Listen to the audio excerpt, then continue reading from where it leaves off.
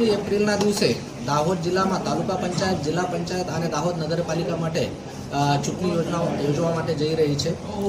ચૂંટણી તંત્ર દ્વારા અને જિલ્લા વહીવટી તંત્ર દ્વારા અને પોલીસ તંત્ર દ્વારા દરેક મતદાન મથક ઉપર મતદાન જો છે શાંતિપૂર્વક થાય, ફ્રી અને ફેર મેનરમાં થાય એના માટે પૂરતા પ્રયત્ન કરવામાં આવી રહ્યા છે. જો ચૂંટણી સ્ટાફ છે એના માટે પણ પૂરતી સગવડો ઊભી કરવામાં આવેલી છે. મતદાતાઓ માટે પણ પૂરતી સગવડો ઊભી કરવામાં આવેલી છે. તો મારી દાહોદ જિલ્લાના બધા નાગરિકોને વિનંતી છે કે જે 18 વર્ષથી ઉપરના છે અને જેમનું મતદાર યાદીમાં નામ છે એ બધા જણા બહાર નીકળે અને મોટા પ્રમાણમાં મતદાન કરે. લોકશાહીમાં દરેક મતનું મૂલ્ય જો છે એ બહુ વધારે હોય છે, કારણ કે કેટલાક વખત એક મતથી હાર જીત નક્કી થતી હોય છે.